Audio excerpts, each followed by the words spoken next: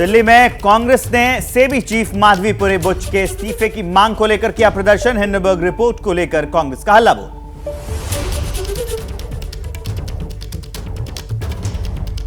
लखनऊ में CM house चौराहे पर धरने पर बैठे कांग्रेस के कार्यकर्ता, पुलिस के साथ हुई कांग्रेस के कार्यकर्ताओं की नोक-झोंक।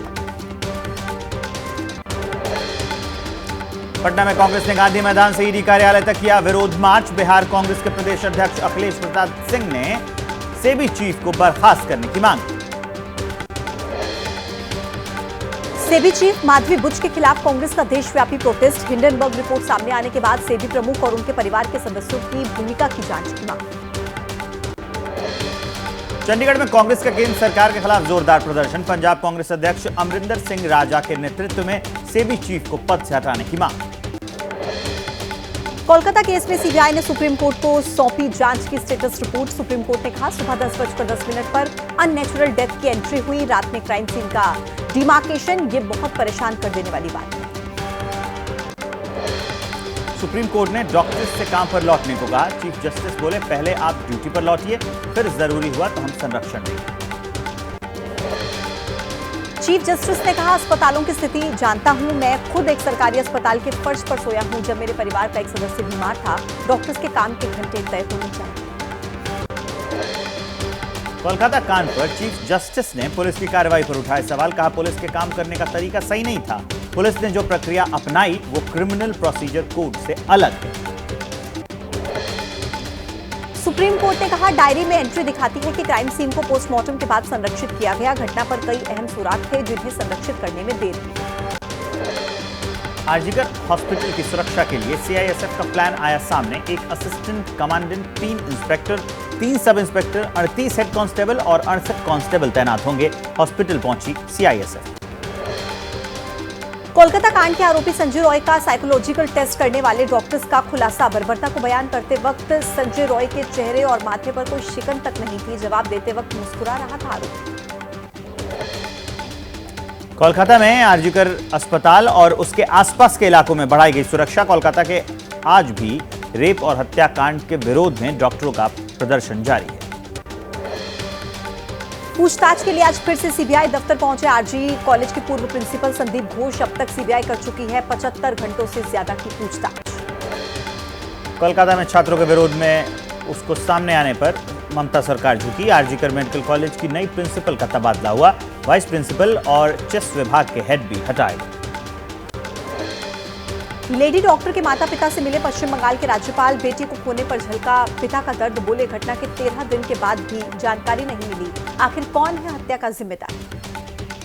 बॉम्बे हाईकोर्ट में बदलापुर मामले की हुई सुनवाई। कोर्ट ने पुलिस की कार्रवाई पर उठाए सवाल। पूछा जब एसआईटी बनी और जांच सौंपी गई तो बदलापुर पुलिस ने पूरा रिकॉर्ड एसआईटी को क्यों नहीं सौंपा। बदलापुर कांड की जांच हुई तेज। जिस आदर्श स्कूल में बच्चियों का यौन शोषण हुआ उस स्कूल में पहुंची थाने पुलिस की क्राइम ब्रांच की टीम। सीसीटीवी कैमरा और टीचर रूम की जांच पड़ताल की।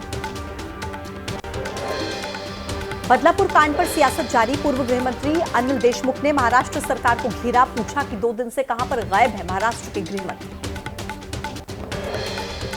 श्रीनगर में कांग्रेस नेता राहुल गांधी और कांग्रेस अध्यक्ष मल्लिकार्जुन खड़गे ने कार्यकर्ताओं के साथ की बैठक। जम्मू कश्मीर विधानसभा चुनाव के लिए कार्यकर्ताओं को दिए जीत के मंत्र। श्रीनगर में राहुल गांधी ने पार्टी कार्यकर्ताओं का हौसला बढ़ाया। कहा गठबंधन होगा लेकिन कार्यकर्ताओं की अनदेखी नहीं होगी। नफरत के बाजार में मोहब्बत की दुकान खोलनी है। श्रीनगर में फारूक अब्दुल्ला से मिलने पहुंचे कांग्रेस नेता राहुल गांधी। जम्मू कश्मीर विधानसभा चुनाव को लेकर दोनों के बीच गठबंधन को लेकर चर्चा संभव। आरएसएस के सह सर कार्यवाह अरुण कुमार के साथ बीजेपी कोर ग्रुप की मीटिंग हुई। सूत्रों के मुताबिक संघ ने बीजेपी नेताओं को साथ मिलकर चलने की हिदायत दी। मीटिंग में सीएम योगी और दोनों डिप्टी सीएम भी मौजूद रहे। वक्फ बिल में 44 अमेंडमेंट पर जेपीसी की बैठक। आम आदमी पार्टी ने किया वक्फ बिल का विरोध। पैटर्न इंटेलेक्चुअल लैब्स की ग्लोबल स्तर पर लॉन्चिंग हुई। कार्यक्रम में राष्ट्रीय और अंतर्राष्ट्रीय हस्तियों ने हिस्सा लिया। भारत को वेलनेस और हेल्थ केयर में आत्मनिर्भर बनाने के लिए पैटर्न इंटेलेक्चुअल लैब्स कंपनी का ठोस कदम। आंध्र प्रदेश की एक फैक्ट्री में लगी भीषण आग। मरने वालों की तादाद बढ़कर 17 हो गई। 33 घायल हैं। फार्मा कंपनी में विस्फोट के बाद आग लग गई थी। आंध्र प्रदेश के अनकापल्ली की फार्मा फैक्ट्री हादसे पर पीएम मोदी ने दुख जाहिर किया। मृतकों को 2 लाख, घायलों को 50,000 मुआवजे की घोषणा। अनकापल्ली की फार्मा फैक्ट्री हादसे पर आंध्र प्रदेश सरकार का बड़ा ऐलान। मृतकों के परिवार को 1 करोड़ रुपए की राशि दी जाएगी।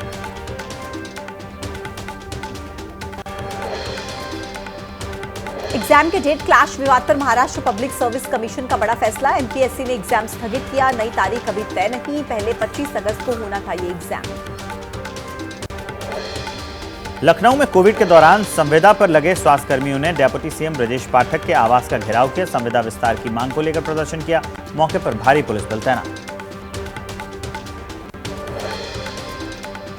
दिल्ली में ओला, उबर, रैपिडो, रेडियो टैक्सी की हड़ताल शुरू। हड़ताल से नई दिल्ली रेलवे स्टेशन पर यात्रियों को उठानी पड़ रही है काफी दिक्कत।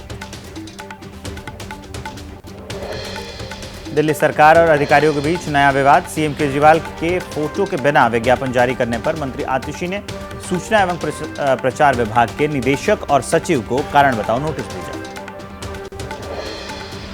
मध्य प्रदेश के छतरपुर में थाने में पथराव के मामले में आरोपी हाजी शहजाद अली के घर पर चला प्रशासन का बुलडोजर। भारी पुलिस बल की मौजूदगी में पोपलेन मशीनें चलाई। अयोध्या में रेप कांड के मामले में आरोपी की अवैध संपत्ति पर गरजा बुलडोजर। आरोपी मोहित खान के शॉपिंग कॉम्प्लेक्स को बुलडोजर से गिराया गया। उत्तर प्रदेश के कन्नौज में दुष्कर्म के आरोपी नवाब सिंह के करीबियों की संपत्ति पर बुलडोजर कार्रवाई। भारी पुलिस बल की मौजूदगी में कोल्ड स्टोरेज पर चला बुलडोजर।